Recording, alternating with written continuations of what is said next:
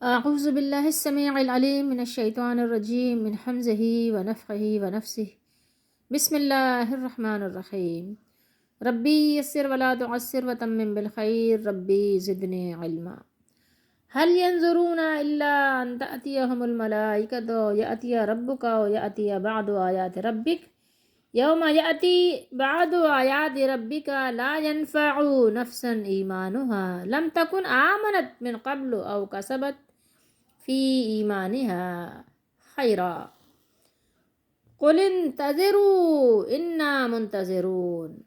یہ ایک ہی آیت ہے، آیت نمبر 158، سورہ انعام 8واں سپارہ، ترجمہ تفسیر ابن کثیر سے ہے۔ کیا وہ صرف اس بات کا انتظار کر رہے ہیں کہ ان کے پاس فرشتے آئیں یا آپ کا رب آئے، اور یاتیا ربو کا، یا آپ کے رب کی بعض نشانیاں آئیں، بعد آیات ربک، جس دن آپ کے رب کی بعض نشانیاں آ جائیں گی تو کسی ایسے شخص کا ایمان لانا اسے فائدہ نہیں دے گا جو اس سے پہلے ایمان نہیں لایا تھا، یا اس نے اپنے ایمان میں کوئی نیک عمل نہیں کیا تھا۔ کہہ دیجئے تم انتظار کرو، بے شک ہم بھی انتظار کرنے والے ہیں۔ یہاں پر دو بہت اہم باتیں ہیں، اور ان دونوں اہم باتوں کو ہم آخر میں ذکر کریں گے۔ پہلے ابھی آپ یہاں پر دیکھیے کہ یہاں بیان کیا ہو رہا ہے۔ ابھی ہم نے جو سورہ انعام میں آیت نمبر 157 پہ اس سے پہلے پڑھا تھا، وہاں بات یہ ہوئی تھی کہ حجت تو اللہ تعالیٰ نے پوری کر دی، فقط جاءکم بینۃ من ربکم وہدی ورحمہ، تو حجت تو پوری ہو چکی ان پر کہ بے شک جو ہے تمہارے پاس تمہارے رب کی طرف سے ایک روشن دلیل اور ہدایت اور رحمت آ چکی۔ اللہ نے فرما دیا نا آیت نمبر 157 پر کہ فقط جاءکم بینۃ من ربکم وہدی ورحمہ۔ اب یہاں بات کو ان کے لیے واضح کیا جا رہا ہے کیا کہ اب تو نہ ان کو دلیل کی ضرورت ہے، کیونکہ دلیلیں ساری آ چکی ہیں، اور دلیل کا اب ان کا کوئی مطالبہ بھی نہیں ہے، وہ دلیل وہ چاہتے بھی نہیں ہیں، ٹھیک ہے۔ اب وہ کیا چاہتے ہیں؟ صرف شرارت کرنا ہے۔ اب اس کے سوا انہیں کیا انتظار ہے؟ اللہ نے پوچھا ہے کہ ان کے پاس فرشتے آ جائیں، یا آپ کا رب خود آئے، یا آپ کے رب کی کوئی نشانی آ جائے۔ لیکن یاد رکھیے کہ اگر فرشتے آ جائیں گے تو فرشتے کیا لے کر آئیں گے؟ آپ کی طرف سے آپ کو موت ہی لے کر آئیں گے یا عذاب لے کر آئیں گے؟ ایک ہی چیز ہے نا۔ یا تو فرشتے آتے ہیں تو کب آتے ہیں؟ موت لے کر آتے ہیں، کیونکہ اللہ کی بات جو اللہ کا فیصلہ ہے وہ تو کوئی بدل نہیں سکتا۔ ابھی کسی کے اندر اتنی طاقت تو اللہ تعالیٰ نے پیدا نہیں کی کہ وہ اللہ کے فیصلے کو بدل دے۔ تو فرشتوں کے آنے کا مطلب ہے کہ وہ آپ کی موت لے کر آئیں گے، تو اب پھر آپ کو ایمان لانا اس وقت فائدہ ہی نہیں دے گا، کیونکہ آپ کی موت آ گئی اب، ٹھیک ہے۔ اور جب موت سر پر آ کر کھڑی ہو گئی تو پھر ایمان کی مہلت بھی آپ کے پاس سے ختم ہو گئی، ابھی ایمان کی مہلت ہی کہاں رہ گئی۔ ہل ینظرون، کفار پر اسلام کے حق ہونے کے دلائل تو پوری طرح واضح ہو چکے تھے، مگر وہ صرف لاجواب کرنے کے لیے، کسی کو نا پریشان کرنے کے لیے نا ایسے سوال کر دو کہ وہ جواب ہی نہ دے سکے، بس یہ والی بات ہوتی ہے نا۔ تو صرف لاجواب کرنے کے لیے یا نعوذ باللہ اسلام کو جھٹلانے کے لیے وہ ایسی ایسی باتیں کرتے تھے، یا ایسی چیزوں کو دکھانے کا مطالبہ کرتے رہتے تھے جن کا دنیا میں ہوتے ہوئے دکھایا جانا ممکن ہی نہیں، کیونکہ ان کے آنے کے بعد اپنے اختیار سے غیب پر ایمان کا موقع ہی باقی نہیں رہتا، اور نہ ان کے آنے کے بعد کسی کی مجال ہے کہ وہ ایمان نہ لائے، مگر اس وقت ایمان لانے کا کچھ فائدہ نہیں۔ ہر چیز کا اور ہر کام کا ایک موقع ایک محل ہوتا ہے، بے موقع کام تو کبھی بھی اچھا نہیں ہوتا، یہ تو انسان بھی جانتے ہیں جن کے پاس عقل جو ہے محدود ہے، محدود عقل والے بھی اس بات کو جانتے ہیں کہ موقع اور محل کے ساتھ ہی کام جو ہے وہ بہتر اور مناسب ہوتا ہے، ٹھیک ہے۔ اب جیسے مثال کے طور پہ اس کو آپ اس طرح سمجھیے، اس آیت مبارکہ کے یعنی روشنی میں آپ اس طرح دنیاوی مثال سے آپ سمجھیے کہ اگر آپ کو کوئی ڈرا رہا ہو کہ دیکھیں اگر آپ نے گڑبڑ کی نا تو آپ کو کوڑے پڑیں گے۔ اب اگر آپ کی عبرت پذیری کی نظر نہیں ہے، یا وہ آپ کے پاس دل نہیں ہے جس میں سوجھ بوجھ ہو، تو اگر کوڑے پڑنے لگ جائیں، آپ کو سزا ملنے لگ جائے، تو اب اس وقت آپ کی معافی تلافی کا کوئی فائدہ ہوگا؟ آپ کہیں کہ نہیں جناب میں باز آیا، اب چھوڑ دیجئے، آپ تو کام کر چکے نا، تو اب تو کوئی فائدہ نہیں ہوگا. کیا فائدہ ہوگا آپ بتائیے؟ اسی طریقے سے سانپ ہے، آپ کو ڈرایا جا رہا ہے دیکھو ادھر نہ جاؤ، وہ جنگل ہے، وہاں پہ بہت سارے سانپ ہیں، ڈس لیں گے، ٹھیک ہے، آپ چلے گئے، آپ نے اس کو اہمیت ہی نہیں دی، آپ نے اس کو کیا کیا، آپ نے عبرت پذیری کی نظر سے دیکھا ہی نہیں کہ دیکھو یہ ہمارے بڑے، ہمارے جو سمجھدار لوگ ہیں ہمیں سمجھا رہے ہیں. کیوں سمجھا رہے ہیں؟ کہ یہ ظاہر ہے یہ جانتے ہیں، ان کو معلوم ہے. تو جو قرآن کو پڑھ کر آپ کو سمجھا رہے ہیں اللہ کے نبی صلی اللہ علیہ وسلم، پھر صحابہ، پھر اسی ترتیب سے آپ دیکھ لیجئے جو قرآن آپ کو بتا رہے ہیں، پھر بھی آپ نہیں سمجھ رہے ہیں، تو پھر جب اگر آ گئی وہ چیز تو اب آپ کو ظاہر ایمان لانا کیسے نفع دے گا؟ آپ نے ایک چیز دیکھ لی، اب آپ جنگل میں پہنچ گئے، سانپ آپ نے ڈس لیا، سانپ نے آپ کو ڈس لیا، اب آپ کہہ رہے ہیں کہ میں اب نہیں جاؤں گا ادھر، تو اب آپ کو کوئی فائدہ ہوگا؟ نہیں ہوگا نا. آپ کو پتہ ہے نا سانپ نے تو آپ کو ڈس لیا، اب کیا فائدہ ہے؟ ہاں سیکنڈ ٹائم کے لیے ہے چانس کہ اب سیکنڈ ٹائم آپ وہ غلطی نہ دہرائیں، لیکن مرنے کے بعد اللہ تعالیٰ نے آپ کو سیکنڈ چانس نہیں دیا. اگر آپ مر گئے جس حال میں، بس پھر آپ اسی حال میں آپ نے اٹھنا ہے. ایمان پہ مرے ہیں ایمان پہ اٹھیں گے، کفر پر مرے ہیں کفر پر اٹھیں گے، نفاق پر مرے ہیں تو نفاق پر اٹھیں گے. نفاق یعنی منافق. تو یہاں پر بھی اللہ نے پوچھا ہے کہ بتاؤ، اور ان کے مطالبات جو تھے، ان کے مطالبات کا قرآن مجید نے بار بار متعدد مقامات پر ذکر کیا ہے.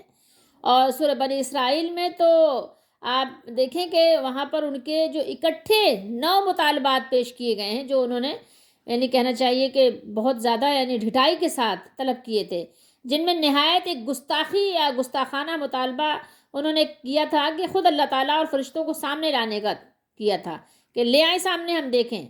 ٹھیک ہے، انہوں نے کہا تھا اوتعطیہ باللہ والملائکۃ قبیلا، یعنی اتنا بڑا انہوں نے مطالبہ کیا کہ تم اللہ تعالیٰ اور فرشتوں کو سامنے لے آؤ.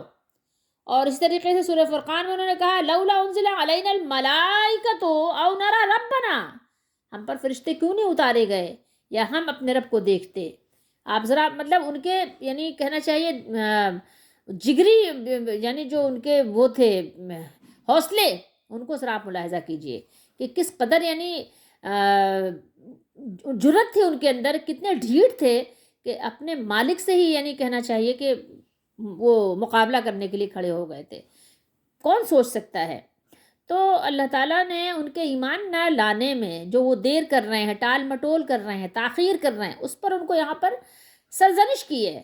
ٹھیک ہے، ایک پنشمنٹ کے طور پر ایک ڈانٹ ڈپٹ کی ہے اللہ تعالیٰ نے. اللہ تعالیٰ نے کفر کرنے والوں کو، رسولوں کی مخالفت کرنے والوں کو، اور اللہ کی آیات کی تکذیب یعنی جھٹلانے والوں اور اللہ کے راستے سے روکنے والوں کو یہاں پر کیا کیا ہے؟ ڈانٹا ہے. ٹھیک ہے، یہاں پر ان کو تنبیہ کی ہے. لا ينفع نفسا ایمانها، کیا بات ہو رہی ہے یہاں پر؟ کسی ایسے شخص کا ایمان لانا اسے فائدہ نہیں دے گا.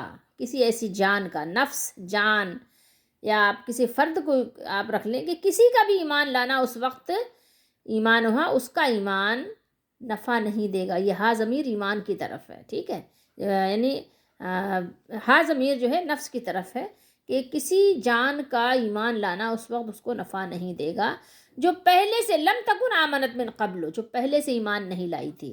اب آئیے حدیث شریف دیکھتے ہیں. بخاری شریف ہے، کتاب التفسیر ہے، اسی یعنی سورہ کی تفسیر چل رہی ہے، سورہ انعام جو ہم پڑھ رہے ہیں. اس سے پہلے ہم نے حلما ایک لفظ پڑھا تھا نا، تو یہاں پر وہ صیغہ بھی موجود ہے، حلما شہداءکم.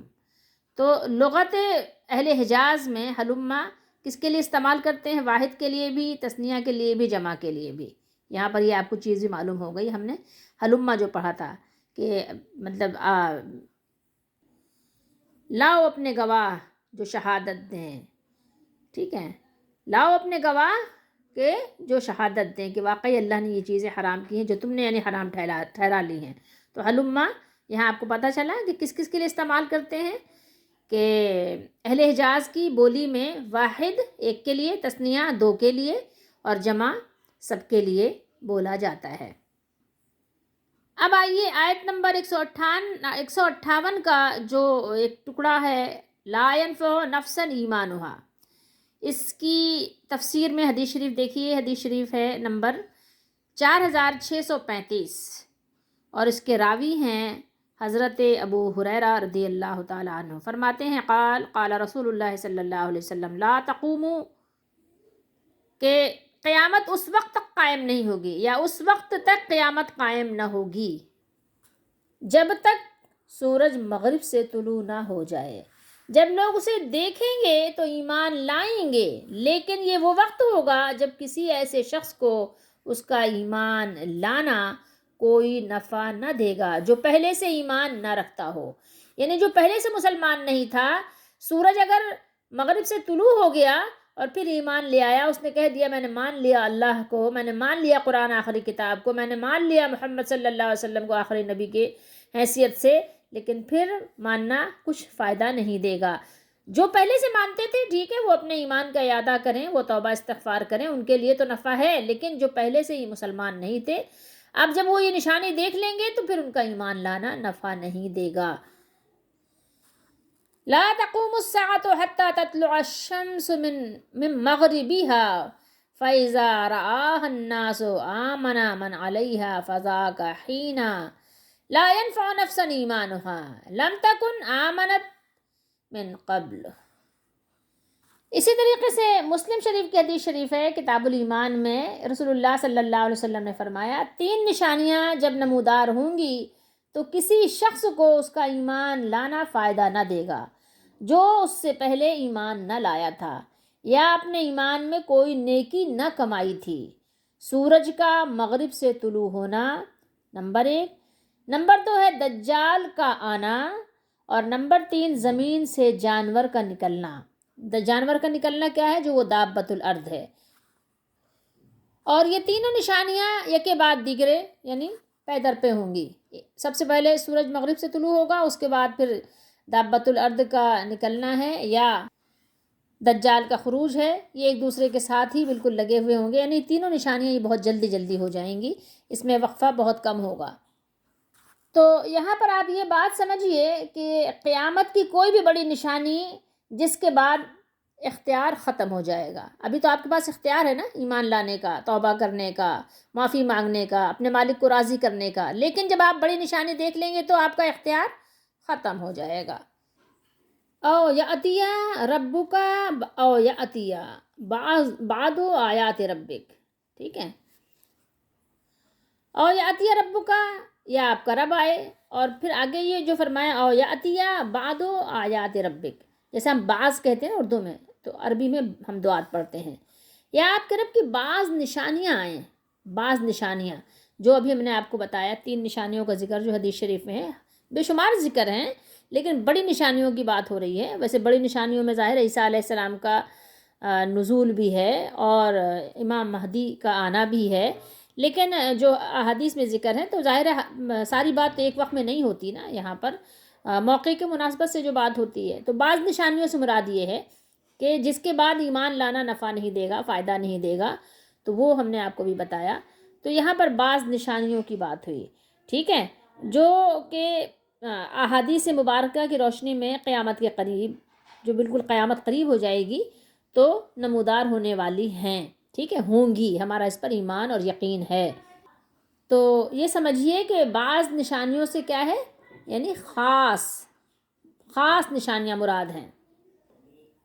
اور پھر ساتھ یہ بھی فرما دیا جس دن آپ کے رب کی بعض نشانیاں آ جائیں گی تو کسی ایسے شخص کا ایمان لانا اسے فائدہ بھی نہیں دے گا، ٹھیک ہے۔ اب یہاں پر یہ دیکھ لیجئے او یاتی ربک، ٹھیک ہے، یا آپ کا رب آئے۔ اب یہاں پر ٹھہر کر ذرا غور کیجئے گا کہ بعض لوگ قیامت کے دن اللہ تعالیٰ کے آنے کے انکاری ہیں، منکر ہیں، وہ مانتے ہی نہیں ہیں کہ اللہ تعالیٰ قیامت کے دن تشریف فرما ہوگا، اور کہتے ہیں کہ اللہ تعالیٰ کے آنے کا سوال ہی پیدا نہیں ہوتا، ٹھیک ہے، ایسی باتیں بھی کرتے ہیں اور کتابوں میں بھی لکھی ہیں اپنی ایسی باتیں، ٹھیک ہے۔ اللہ تعالیٰ کے آنے کا مطلب اس کے حکم کا یا عذاب کا آنا مراد لیتے ہیں کہ اللہ تعالیٰ کے آنے کا یہ مطلب ہے کہ یعنی اللہ تعالیٰ کا عذاب آ جائے گا یا اللہ کا حکم آ جائے گا، ٹھیک ہے، یہ اپنی طرف سے تعویل کرتے ہیں۔ اور اللہ تعالیٰ کے زمین و آسمان کو پیدا فرما کر عرش پر بلند ہونے کے بھی وہ منکر ہیں، نہیں مانتے کہ اللہ تعالیٰ عرش پر ہے، ٹھیک ہے، اور اس کے آسمان دنیا پر اترنے کے بھی منکر ہیں، جو حدیث شریف میں صاف حدیث شریف کا یعنی کیا کرتے ہیں، یا تو انکار کر دیتے ہیں، تعویل اور تحریف کر دیتے ہیں، ٹھیک ہے. اور بعض تو ایسے ہیں کہ جو اللہ کے عرش کو بھی نہیں مانتے، اس پہ بھی تعویلات کر لیتے ہیں، اس سے پتہ نہیں کیا، اس کی حکومت، اس کی قدرت، یہ وہ تعویلات کر کے آئیں بائیں شائیں کرتے ہیں، ٹھیک ہے. حالانکہ آپ پڑھیں سورہ حقہ میں آیت نمبر 17 میں ہے کہ قیامت کے دن اللہ کا عرش 8 فرشتے اٹھائے ہوں گے. 8 فرشتے اٹھائے ہوں گے تو کیا مطلب ہے، ٹھیک ہے. اس میں کیا آپ کو شبہ پڑ رہا ہے کہ اللہ کے عرش جو ہے 8 فرشتے اٹھائے ہوں گے؟ تو پھر کیا کہتے ہیں وہ، اب جواب نہیں بن پڑتا تو کہتے ہیں یہ آیات متشابہات ہے، ٹھیک ہے. لیکن وہ کسی صورت میں نہ اللہ تعالیٰ کے عرش کو مانتے ہیں، اللہ تعالیٰ ہم سب کو اپنے حفظ و امان میں رکھے، اور اللہ تعالیٰ کا آنا بھی نہیں مانتے. اللہ کے بندوں ذرا سوچو تھوڑی دیر کے لیے، اللہ کے بندے ہو، اللہ کے بندوں کی طرح سوچو، تم نے اللہ تعالیٰ کو اپنے سے بھی نعوذ باللہ عاجز سمجھ لیا کہ تم اپنی مرضی سے جہاں جانا چاہو جاؤ اور جہاں آنا چاہو آؤ، ٹھیک ہے، بیٹھو، مگر اللہ تعالیٰ کے لیے اپنی مرضی سے آنا جانا ممکن ہی نہیں مانتے، نعوذ باللہ، استغفر اللہ. تو یہ سب بس کیا ہے، بس یہ ہے کہ انسان جب فلسفی بن جاتا ہے نا تو اپنے اپنے وہ فلسفیانہ تصورات، وہی جو ہے اسی روشنی میں قرآن و حدیث کو بھی سمجھنے کی کوشش کرنے لگ جاتا ہے. ہمیں قرآن و حدیث کو کس طرح سمجھنا چاہیے، ہمیں صحابہ کرام کے فہم سے سمجھنا چاہیے، اور قرآن کو سمجھنے کے لیے حدیث شریف کو بھی سامنے رکھنا چاہیے.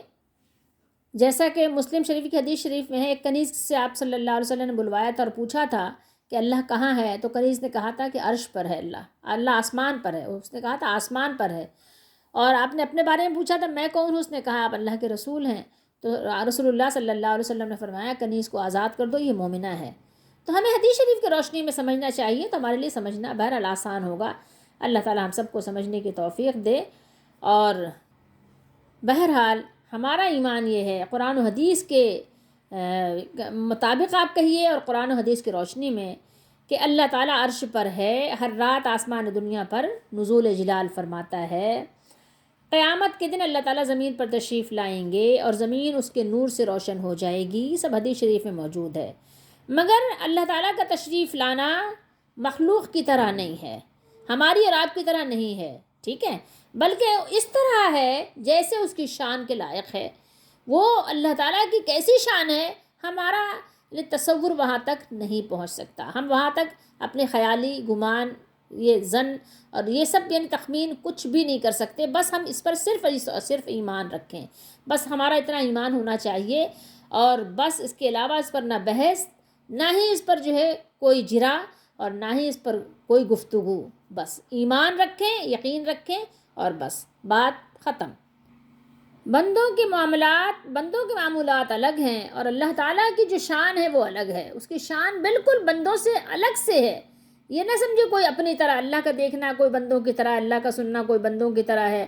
اللہ تعالیٰ کا نزول فرمانا، نزول جلال فرمانا، ہر رات میں بندوں کے لیے آواز لگانا، پکارنا، اور بندوں سے مانگنے کے لیے یعنی ان کو رغبت دلانا، یہ سب اس کی اپنی شان کے مطابق ہے. وہاں تک ہماری رسائی نہیں ہے، ہم نہیں پہنچ سکتے. ہمیں اتنی عقل نہیں دی گئی.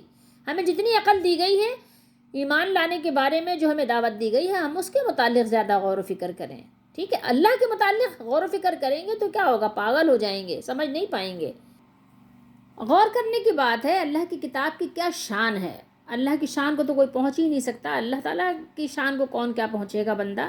اللہ کی کتاب کی شان دیکھیں کہ ایک ہی آیت میں اللہ تعالیٰ نے کیسے کیسے انداز اور اسلوب سے اپنے بندوں کو خواب غفلت سے بیدار کیا ہے، ٹھیک ہے، کہ آپ اور میں خواب غفلت سے بیدار ہو جائیں، اور جو گمراہی ہے، گمراہی کے ظلمت کدے سے باہر اللہ تعالیٰ نے نکالنے کے لیے اللہ تعالیٰ نے اپنا جلیل القدر پیغمبر رسول مبعوث فرمایا، اور اس پر قرآن جیسی بے مثال، بے نظیر، بے مثل کتاب نازل کی.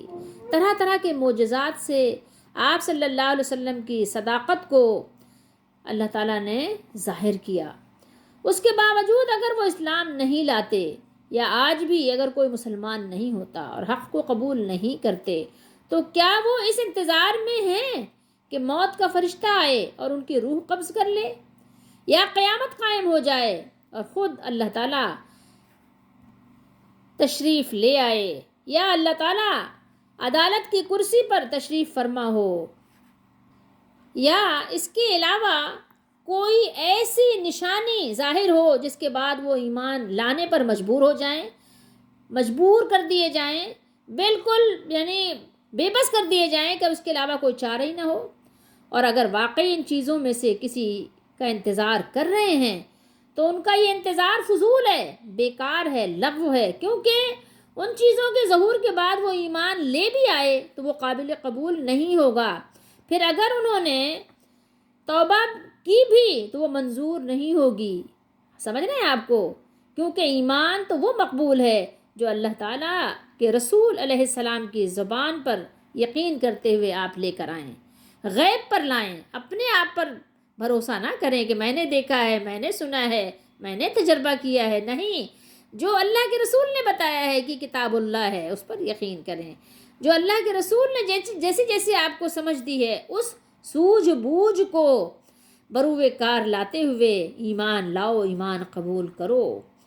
جب سب پردے اڑ جائیں گے اور غیب جو آپ سے ابھی اوجھل ہے، غائب میں ہے، وہ سامنے آ جائے، وہ آپ کے سامنے شہادت میں بدل جائے، تو اس وقت کا ایمان کیا ہوگا؟ قبول نہیں ہوگا، منظور نہیں ہوگا، معتبر نہیں ہوگا، کیونکہ اس نے اپنی آنکھ اور کان پر تو اعتماد کیا، بھروسہ کیا، اور اللہ کے رسول صلی اللہ علیہ وسلم کی بات کو اس نے قبول نہیں کیا، نہیں مانا، حدیث شریف کی بات پر اس کو یقین نہیں آیا، قرآن کی باتوں پر یقین نہیں آیا، سنت پر، صحابہ کے فہم پر اس کو سمجھ نہیں آئی، اپنے کانوں پر اس کو سمجھ آئی ہے، اپنے دماغ سے اس کو سمجھ آئی ہے کہ اب دیکھ لیا، دماغ نے قبول کر لیا، دل نے ایکسیپٹ کر لیا، اب اس کو سمجھ آ رہی ہے، نہیں، اب یہ آپ کا ایمان تعجب خیز ہے، کیونکہ اب جو ہے آپ کا ایمان لانا اللہ تعالیٰ کو منظور نہیں ہے۔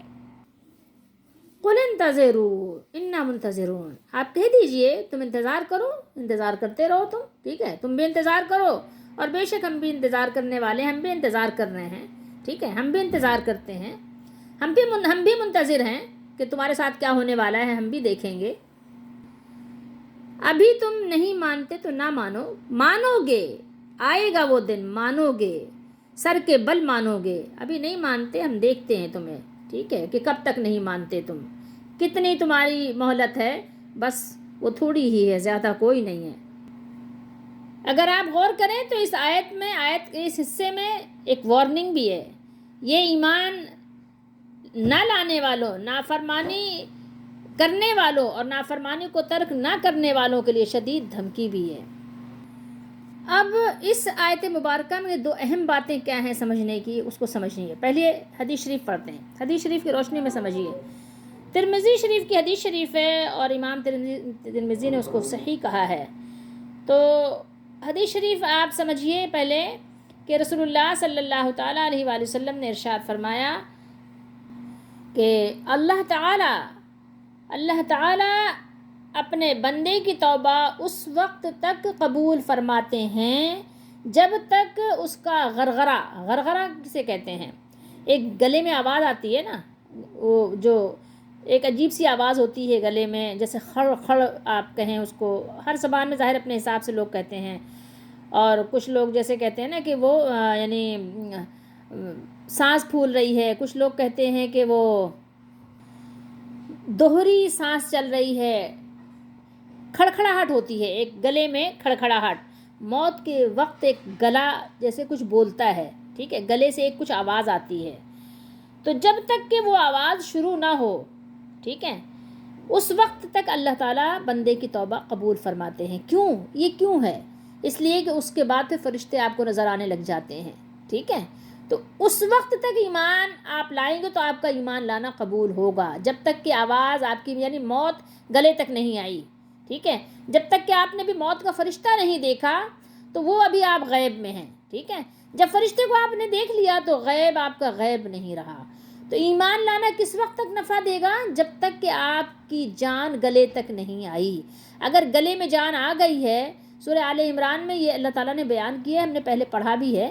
لیکن بہرحال اس وقت تک جان جب تک گلے میں آپ کے نہیں اٹکی، آپ کا ایمان لانا آپ کو نفع دے گا. ترمذی شریف کی حدیث شریف آپ دیکھ لیجئے گا، 3537 پر آپ کو یہ حدیث شریف انشاءاللہ مل جائے گی. تو اس سے آپ یہ اندازہ لگا لیجئے کہ ایمان آپ کو کب لانا ہے. اپنے ہوش و حواس میں جلدی ایمان لے کر آنا ہے. یہ بہت اہم بات ہے، بہت ضروری بات ہے. اور دوسری اہم بات کیا ہے جو اللہ تعالیٰ نے فرمایا، او کسبت فی ایمانہا خیرا، یا اس نے اپنے ایمان میں کوئی نیک عمل نہیں کیا تھا، خیر کا کام کوئی نہیں کیا تھا. تو آپ خود بھی اپنے دور میں بھی لوگوں کو دیکھ سکتے ہیں، بہت سے لوگ اپنے آپ کو مسلمان تو کہتے ہیں، مسلمان تو ہوتے ہیں، ٹھیک ہے، اپنے آپ کو کہتے ہیں میں مسلمان ہوں، مسلمانوں والے کچھ رسم و رواج بھی ادا کرتے ہیں، لیکن کیا ہے، خیر کے کام نہیں کرتے بلکہ شر کے کام کر رہے ہوتے ہیں، شریر ہوتے ہیں. تو اگر انہوں نے یعنی ایمان کی حالت میں کچھ نیک عمل نہیں کیا تھا، انہوں نے اللہ کو راضی کرنے کے کام انہوں نے نہیں کیے تھے، اب اگر وہ اللہ کی طرف سے نشانے دیکھ لیں، جیسے مغرب سے سورج کا نکل آنا ہے یا اور بھی اسی طرح کی، تو اب اگر وہ نیک عمل کرنے بھی لگ جائیں، زکوٰۃ دینے بھی لگ جائیں، صدقہ کرنے بھی لگ جائیں، بہت سارے نیک اعمال جلدی جلدی وہ کرنے بھی لگ جائیں، تو اللہ نے فرمایا کہ اب ان کو نیک عمل بھی فائدہ نہیں دے گا. اگر پہلے سے اس نے خیر کے اور نیکی کے کام نہیں کیے تھے، تو اب جو ہے علامت اور نشانیاں دیکھ لینے کے بعد اس کو نیکی اور خیر کے کام نفع نہیں دیں گے. یہ دو باتیں بہت اہم اور سمجھنے کی ہیں میرے اور آپ کے لیے بھی. تو اس آیت مبارکہ کی روشنی میں ہمیں سمجھنا چاہیے اور ایمان لانے میں جلدی کرنی چاہیے، اور اپنے رب کو راضی کرنے میں جلدی کرنی چاہیے، اور بلا وجہ کی ضد اور بلا وجہ کے مطالبات نہیں کرنے چاہیے.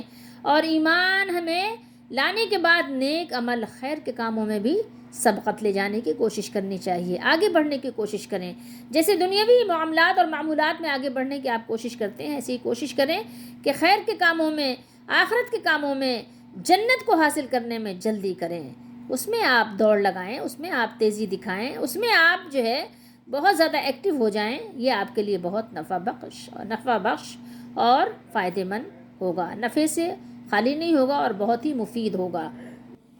اور ایک چیز اور سمجھنے کی ہے، کوئی کسی حال میں بھی ہو، لیکن ابھی جب تک اس نے موت کا فرشتہ نہیں دیکھا، جب تک کہ ابھی وہ حالت غیب میں ہے، آخرت کی کوئی چیز اس کے سامنے ظاہر نہیں ہوئی ہے، تو وہ ایمان لے آئے. جس حال میں بھی تھا، 100 سال کا کوئی بوڑھا ہے، 500 سال کا بھی چلے لے آئیں، 500 سال کی کسی کی عمر ہے، لے آئیں اس کو، اور ابھی جو ہے اس کی یعنی زندگی باقی ہے، ابھی اس کی جان گلے تک غرغرے تک نہیں آئی، تو آپ اس سے کہیں کہ وہ ایمان لے آئے. بھلے ہی ایمان لانے کے بعد فوراً مر جائے وہ، تو کچھ بھی فرق نہیں پڑتا، اس کا ایمان لانا اس کو نفع دے گا. کوئی کافر 500 سال کی عمر میں بھی توبہ کرے تو اس کی توبہ قبول ہوگی. اگر ابھی اس نے نہیں دیکھا فرشتوں کو، ابھی وہ کیا ہے پردہ غیب میں ہے، تو ایمان لے آئے، مان لے اپنے رب کی بات کو، ابھی اس کا ایمان لانا اس کو فائدہ دے گا. ٹھیک ہے، اسی طریقے سے ابھی اس کو نیکی کا موقع ملا ہے، ایمان لانے کے بعد اس کو 1 دن مل گیا، اس کو ایمان لانے کے بعد 5 منٹ مل گئے، چلو 1 دن بھی نہیں ملا، 5 منٹ مل گئے، 5 منٹ میں جتنا کچھ وہ کر سکتا تھا نیکی کا کام اس نے کر لیا. ایک ہی وقت جو ہے نماز کا آیا تھا، اس نے وضو کر کے کھڑا ہونے کے لیے اس نے اپنی نیت باندھ لی، کوشش کر لی، اس نے ایک ہی وقت آیا تھا، ملا ہی 5 منٹ تھے نا، صرف وضو کر کے کھڑا ہی ہوا تھا ظہر کے لیے یا فجر کے لیے یا مغرب کے لیے یا عشاء کے لیے یا عصر کے لیے، کسی بھی نماز کے لیے 5 منٹ ہی ملے تھے نا اس کو. نماز کا وقت ہی نہیں آیا، 11 بجے کے ٹائم میں مسلمان ہوا وہ، اور کیا وہ 5 منٹ بعد مر گیا. تو کیا کیا اس نے؟ توبہ کر لی، توبہ کر کے اس نے کلمہ پڑھ لیا، اپنے کفر سے بیزاری کا اعلان کر دیا، برات کر لی، اس سے اس نے بری و ذمہ ہو گیا کفر سے اور مسلمان ہو گیا. نیکی کا کوئی اور موقع نہیں ملا، اور اس کے بعد وہ انتقال کر گیا. جنتی ہے وہ، تو موقع نہیں ملا نا، موقع ملتا اور پھر نہ کرتا تو پھر اسے باز پرس ہوتی، وہ تو جنتی ہو گیا، چلا گیا جنت میں. اگر وہ صحیح العقیدہ ایمان اس نے قبول کر لیا، صحیح العقیدہ وہ مسلمان ہو گیا، تو بس وہ چلا گیا جنت میں. ٹھیک ہے، تو یہ بات سمجھنے کی ہے کہ جب تک ابھی آپ کی سانس باقی ہے، جب تک ابھی آپ کے گلے تک جان نہیں آئی ہے، آپ توبہ کر لیں گے، اور جتنا آپ کو نیکی کا یا فرائض ادا کرنے کا، فرائض کو پورا کرنے کا موقع ملا، آپ نے پورا کر دیا. جو موقع نہیں ملا اس کے بارے میں آپ سے باز پرس ہوگی نہیں. حج کا مہینہ نہیں آیا تھا، آپ نے حج نہیں کیا، رمضان کا مہینہ نہیں آیا تھا، آپ نے روزے نہیں رکھے، زکوٰۃ دینے کا موقع نہیں ملا، آپ نے زکوٰۃ نہیں دی.